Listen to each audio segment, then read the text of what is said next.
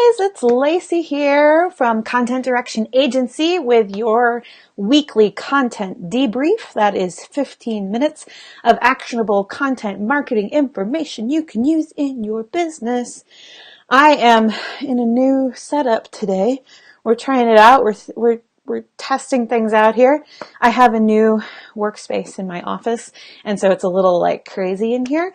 So I'm just testing out new places to be and new angles on everything. So if you're hanging out and watching us today, whether you're watching live or in the replay, please give me a like or say hello.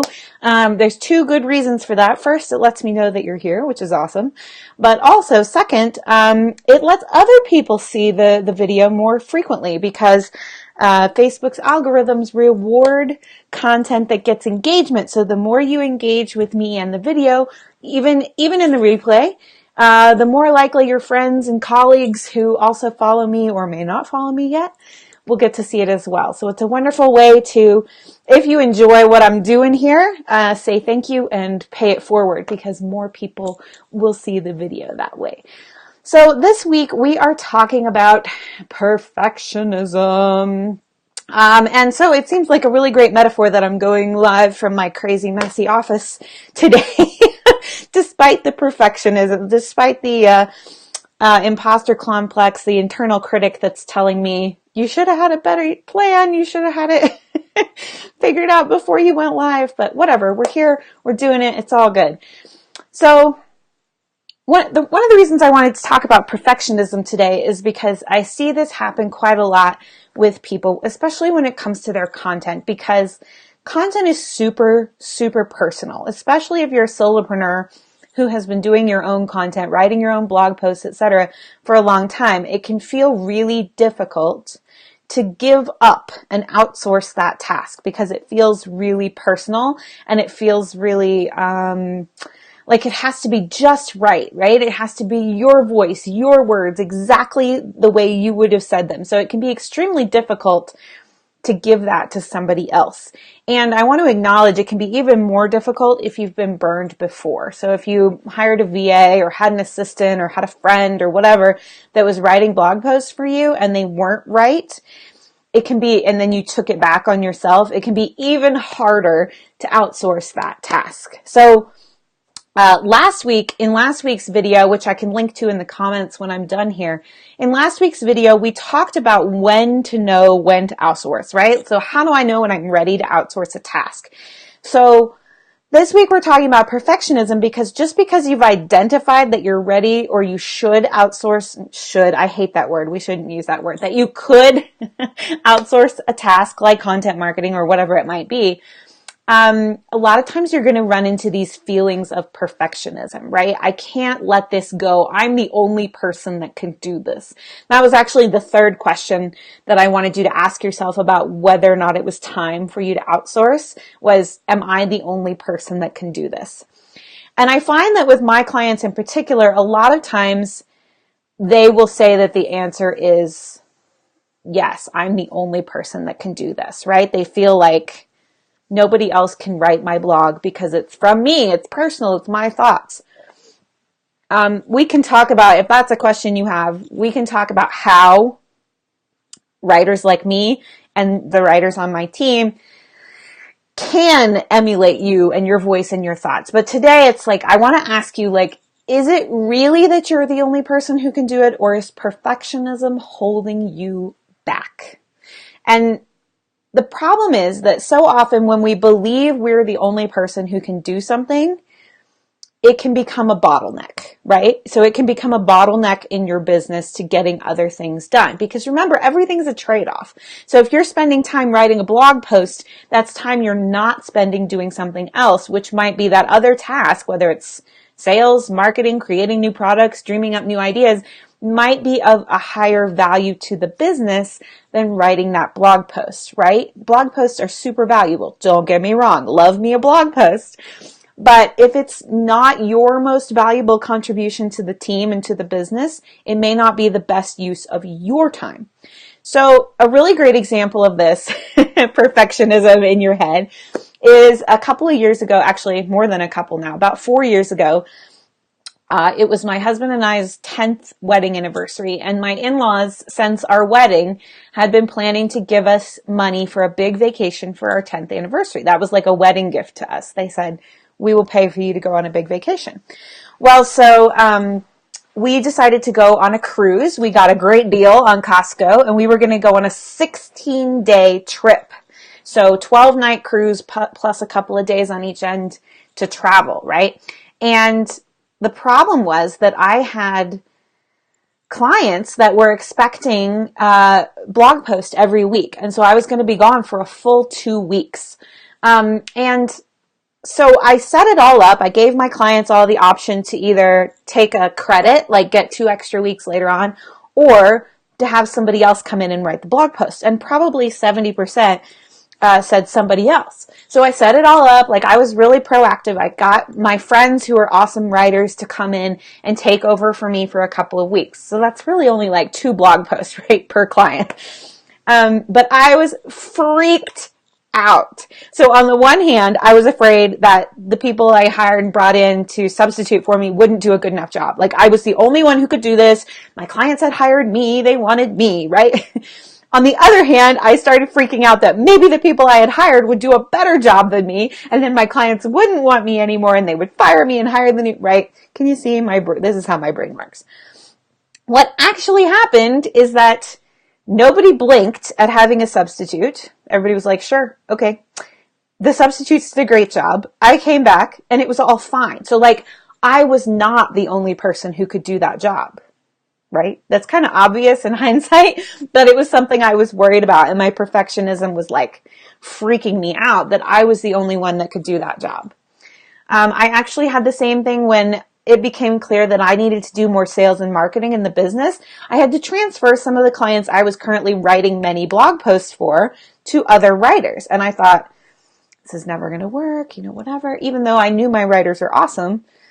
Nobody even blinked. Like, the clients that got moved to a new writer were like, okay. And it was fine. And they did an awesome job. I was not the only person that could deliver that, in other words. The second thing that might come up for you when it comes around perfectionism is like trying to make it the actual end result perfect, right? And so you have to ask yourself, like, when is good enough good enough? And when I say that, I never, ever want you to accept second-rate content. Never. Not from anybody. Not from yourself, not from your writer, not from anybody you hire. Nobody. It should never be second-rate content. That said, we have worked with clients in the past who would go through and spend literally hours editing what we turned in to change words and to update things and add little things. And what I noticed from that over the years is that the time they were spending changing the vocabulary that we had used was not actually materially changing the quality of the content, right? At least not in my opinion. Now, it's their prerogative. Once we give it over to them, it's theirs. They own it. They can do whatever they want with it. They can change it up. They can change every word. They can use a thesaurus. I don't care, right? But to me, it seemed like it wasn't a good use of their time to change things like changing the word beautiful to the word lovely. It didn't materially change the meaning or the quality of the post. But they were changing it because they were like, well, I would never say beautiful. I would say lovely. Okay, great. But like, we work exceedingly hard to get really close to your voice. But there's that last mile, whatever we want to say. I don't even want to say it's a mile. There's that last 6 inches that you may just need to like let it go and accept that there are going to be words and phrases you might not have used. And really, it's a mindset thing. Like, you can spend, like, our clients can spend the hours to go through and change it up and make it exactly how they would have said it. But at the same time, is that a good use of your time? Or is it better to say, like, that's not exactly how I would have written this, but it's still a quality piece of content and it's saving me time and energy. I'm going to publish it as is. Okay. So again, let me reiterate. I'm never saying that you should settle for lower quality content. That is not what I'm saying. I'm saying that you should at some point let go of making it 100% you or 100% yours and go with 98%. You see what I'm saying? Okay.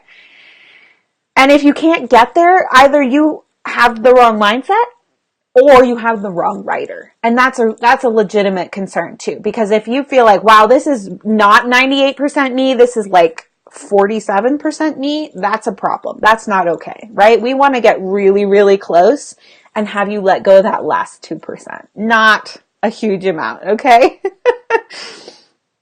The other thing to think about is like, what is the end result? What is the end result actually going to be? So a great example of this is that I have a 7-year-old daughter, and several years ago, probably when she was about 5, we started asking her to fold and put away her own laundry because, let's be real, Mama hates folding laundry. So I wanted her to have chores that she needs to do to understand responsibility and whatever, et cetera, et cetera. So we asked her to fold and put away her own laundry. And let me just tell you, when a 5-year-old folds and puts away laundry, it is not Marie Kondoed, okay? There is not. I didn't try to teach her Marie's system. Maybe it's okay. But I'm just saying it's not perfect. It's not how I would have done it. A lot of times things were kind of wonky and they didn't get in the drawer all the way or whatever it was. But after a few times, she sort of came up with her own system. Like, she doesn't fold her underwear. She just puts them all in one drawer. She has underwear in one drawer. They're all not folded, but she just pulls one out. She doesn't care, right? Me growing up, we always folded our underwear. So it was like, okay, do that. She doesn't fold her pajamas. She just puts them all in one drawer. But what she does do, she does fold her shirts and she does fold her pants so that they come out nice. I don't care if her pajamas are wrinkled. So the fact that she just shoves them in one drawer, okay, it's not how I would have done it, but the end result is the same. The clothes get put away. They're not sitting in a pile in the middle of the floor, and Mama doesn't have to do it. So if the end result is positive, maybe you can let go of how it's getting done, right? So this might apply more to other tasks than content marketing, but if you can let go of the how and just say that the end result is the same or better, then maybe it's okay, right? Another good one to ask yourself is like, are you actually going to do this if you don't outsource it? So a lot of times what happens is people will come to me and they'll say, I'm spending way too much time writing my blog posts. And I'll say, great, we can take that off your plate. But then they get nervous, right? And they're not sure that we can write it the way they would write it. They're not sure we can get their voice, whatever. And they say, you know what? I'm going to take it back. Well, let me ask you this, hypothetical person that says you're going to take it back. Are you actually going to do it? Because that's something I see a lot, is that people are like, oh, well, blogging takes so long that it falls to the end of their to-do list because it's important but not urgent, right? And so then it doesn't happen because they know it takes them 3 or 4 or 5 hours to write a blog post, and they don't have 3 or 4 or 5 hours. It actually falls off the bottom of their to-do list. So, ask yourself, is this actually going to happen if I take it back on? If I say it has to be perfect, it has to be done by me, is it actually going to happen? And be really honest with yourself. And then a really great one that Terry, who's our team manager, brought up was like, is it actually wrong? And I think this falls into the beautiful, lovely category again, because I could go in and change every word in a blog post, almost every word, with a thesaurus, and I could get very similar meaning, right? But was the original actually wrong, or was it just different? And Terry's example of this was that she sometimes has felt compelled to reload the dishwasher after somebody else in her family has already done it because it's not the right way to do it. But when she takes a step back, she says, are the dishes actually getting clean? If the answer is yes, the dishes are getting clean, then it wasn't wrong, it was just different.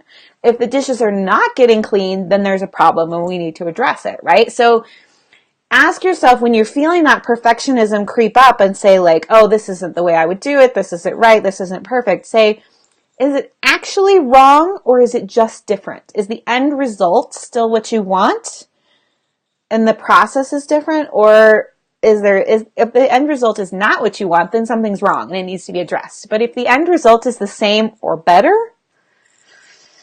it may not matter how you get there. Okay, so in the last couple of minutes we have here in our, I'm right at 15 minutes, but I want to tell you that over on the blog post, I'm including 4 concrete strategies you can use to overcome perfectionism. So if, for example, you know you're ready to outsource your blog posts, you just feel this like tense anxiety about doing it, I'm giving you 4 concrete strategies for overcoming that in a step-by-step sort of way. So if you're interested in that, go to lacyboggs.com/blog. And I'll pop the link in the comments when I'm done here as well. But you'll be able to find those 4 concrete strategies to overcome perfectionism to help you when you're actually ready to outsource a task, whether it's content marketing or something else entirely. Okay? If you found this video useful today, I would love to hear about it. Please give me a like or leave me a comment below, or better yet, share it with your friends in your network if you think somebody else will get some value out of it. And if you're interested in talking to me about how you can outsource your own content marketing, whether you have perfectionism problems or not, you can go to lacyboggs.com/undercover, fill out my short questionnaire, and I will get back to you usually within 24 business hours to schedule an appointment, because I would love to talk to you about how we might be a good fit to outsource your content marketing for you. This has been your Content Debrief, 15 minutes of actionable content about content marketing. And if you like this, tune in next week. I will be back here, same bat time, same bat channel, to talk about another awesome topic around your content marketing. Talk to you later. Bye.